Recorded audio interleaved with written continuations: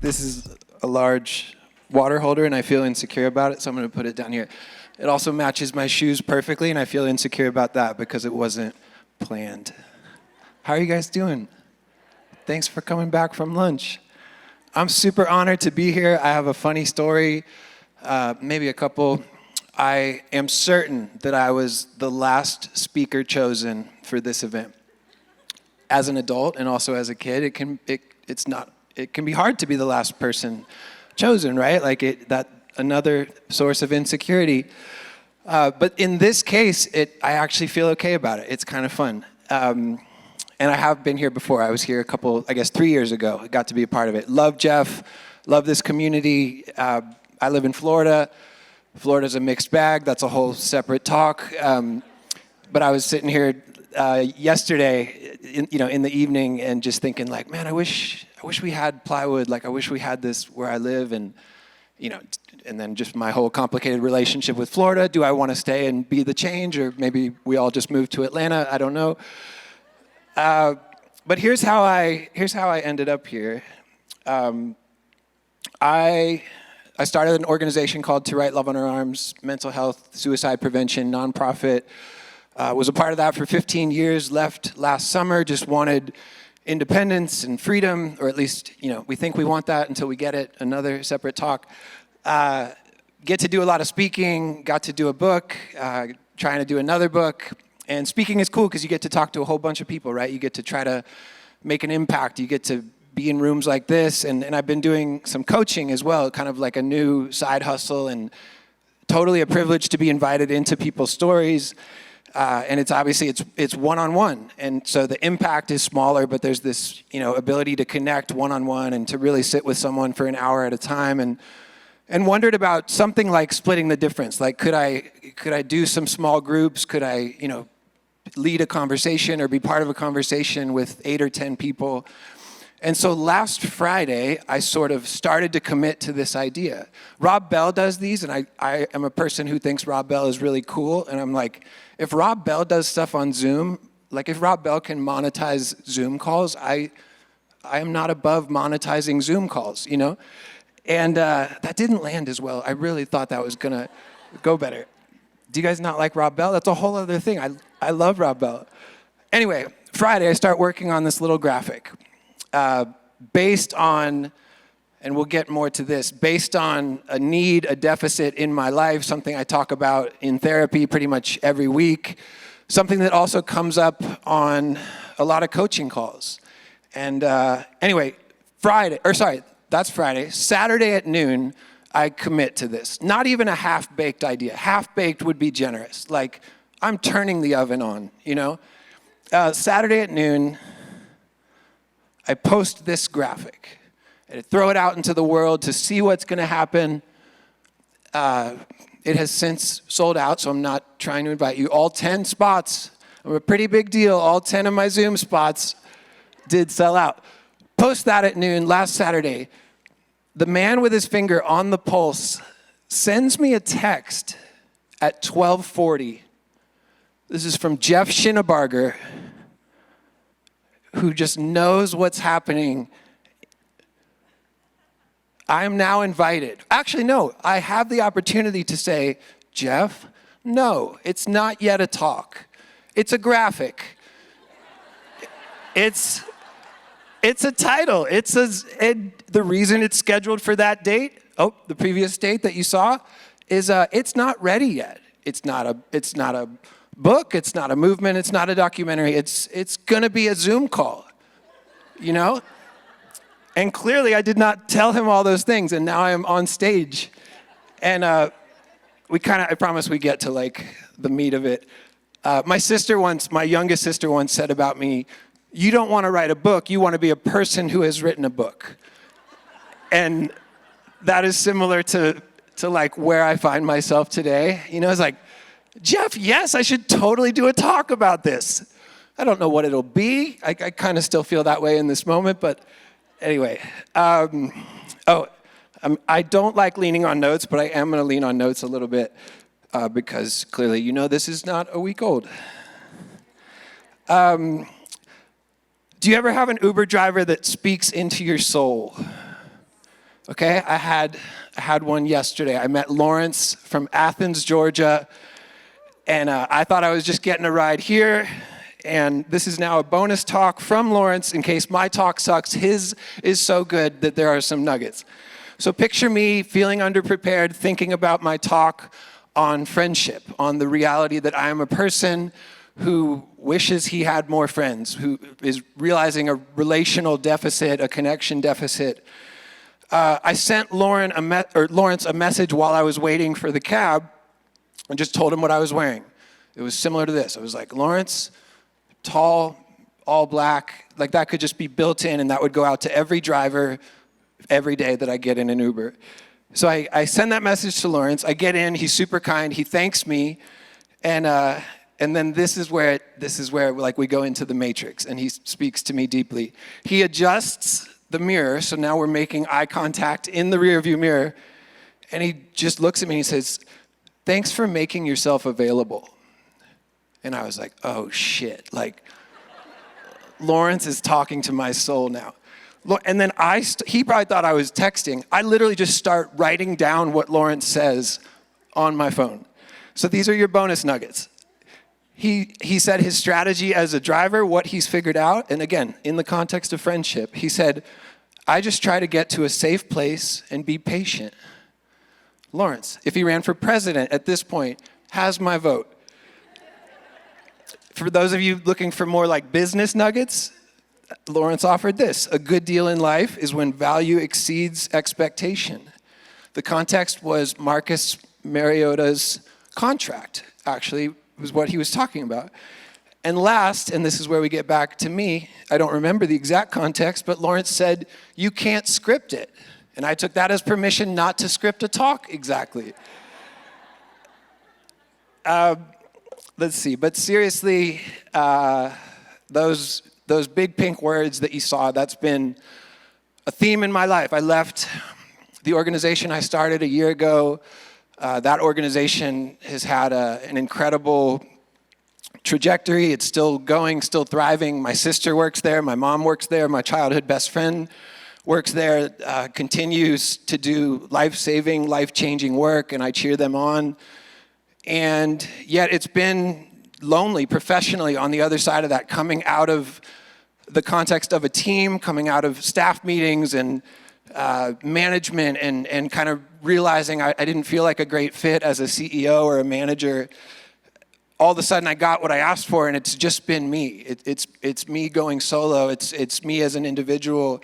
And so professionally there's been a big change, a big transition. There's been loneliness. There's been some heartache. There's been, I think people are calling them situationships. And they're really stupid. Like if you're gonna get your heart broken, like at least be in a fully romantic, committed relationship. Like it's just so dumb to get your heart broken over like you're not even sure what you were, and then all of a sudden you're really sad.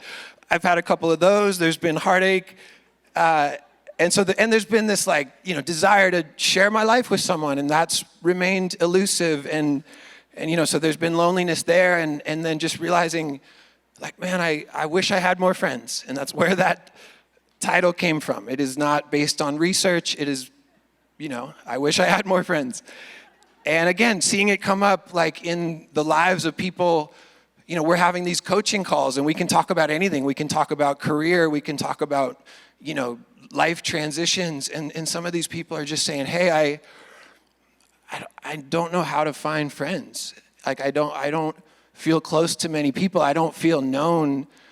Can you help? And it's not that I'm an expert, but it's been really cool even to offer like some accountability, like just some strategy, just basic things. And it's funny, I've been trying to like soak up this topic. There was a really smart Wall Street Journal article recently about this subject of essentially maintaining friends as an adult.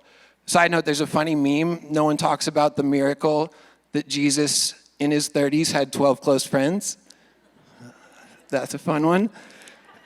But this really smart Wall Street Journal article, I'm going to give away the ending. I don't have the title, but it literally ends with, you're going to need to put pants on and leave your house.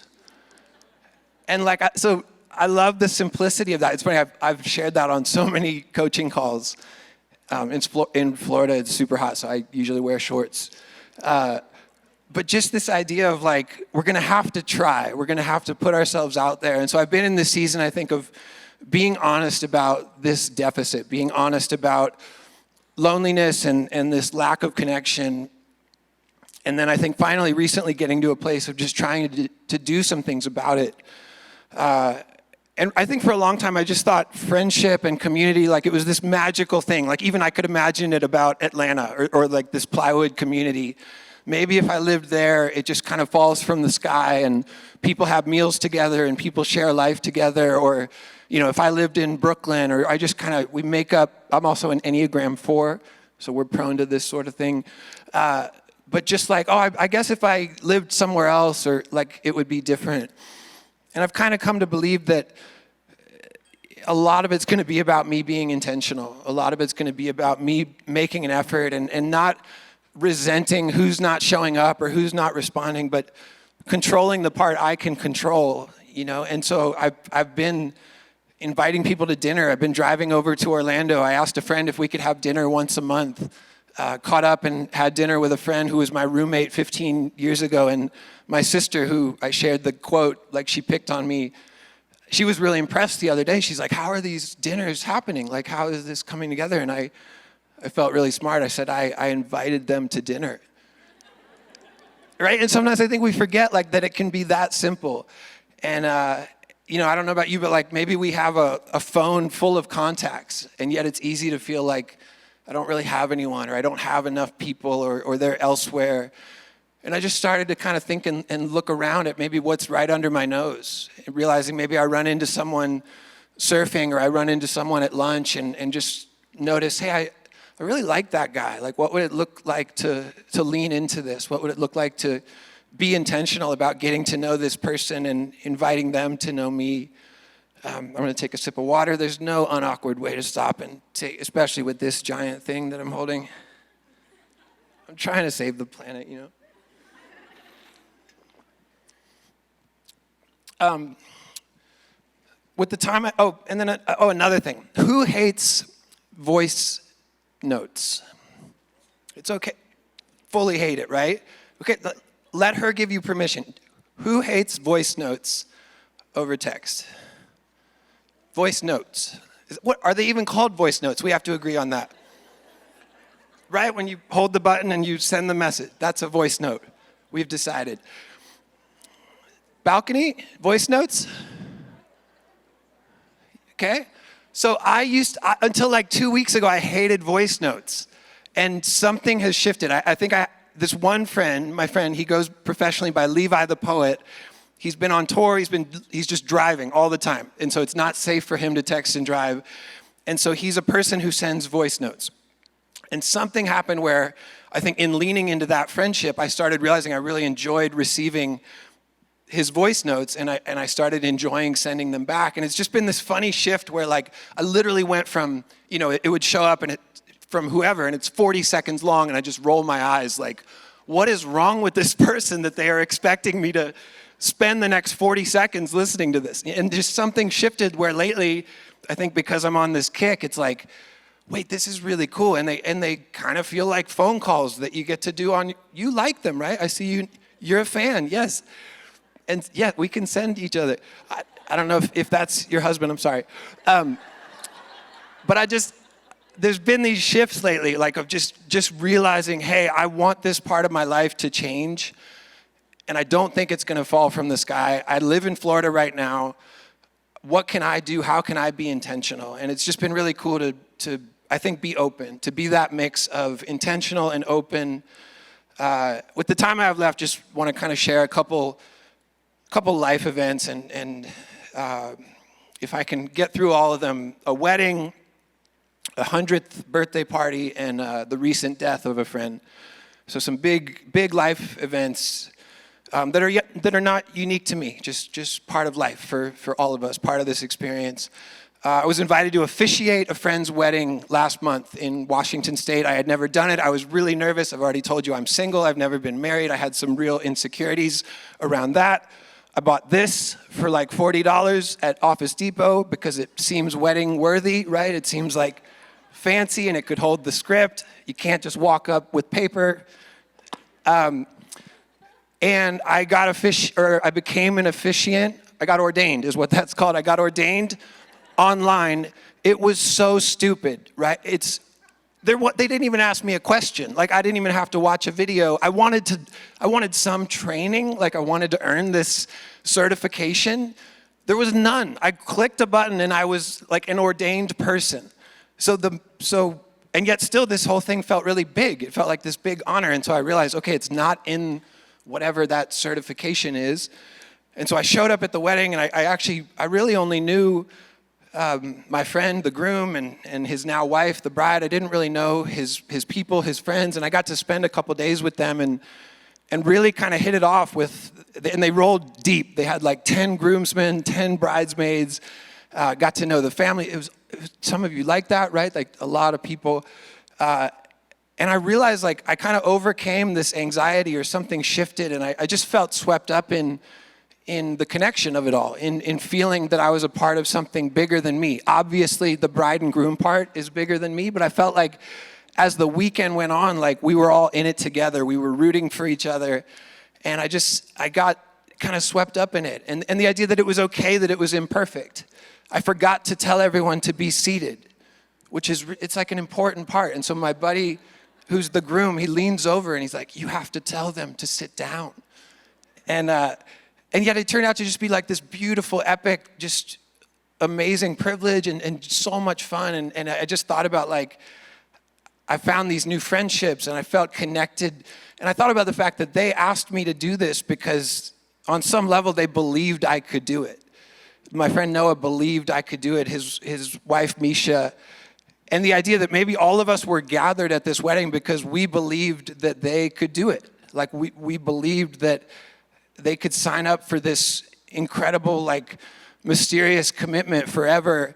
And we all wanted to be a part of that. And I felt like people were rooting for me, and the crowd was rooting for the bride and the groom. And I'm totally being an Enneagram 4 right now, but it was really special. Saturday, kind of riding the high of Jeff's text and my new speaking opportunity and my sold out Zoom tour, I was honestly feeling pretty good, and got a text from a friend who I don't talk to a lot. And she said, "Hey, I have some really sad news. Are you in a place to receive it?" And that's obviously a really scary text to get. And it's weird. I started to kind of guess. I was actually about to walk into lunch with my best friend, and we had worked together at the surf brand Quicksilver 20 years ago. And I said, "Was it someone at Quicksilver?" She said, "No." I said, "Was it this family that we have in common?" She said, "No." And then she told me this mutual friend who I had not seen in a while, I had not talked to in a while, but we kept in touch a little bit through social media. I spent time with him when he was living in Florida, maybe close to 20 years ago, and just one of my all-time favorite people, just one of those people that his smile changes a room. I remember we used to joke that we were twins because we were built the same, like tall and thin, and I guess smiling, and our eyes would get small. And I just loved him. Like, even though we hadn't talked, I just adored this guy. And then I kind of had this, like, the more I thought about it, there was just this reality that we've all experienced, or that we will experience, when someone who is so alive, when we are given the news that this person is no longer alive, right? And just the instant shock of that.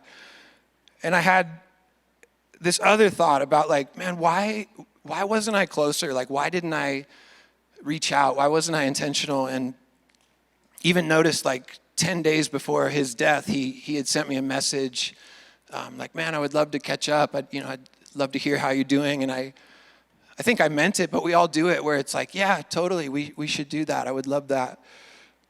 And as I thought about it, I think I imagined his life was perfect.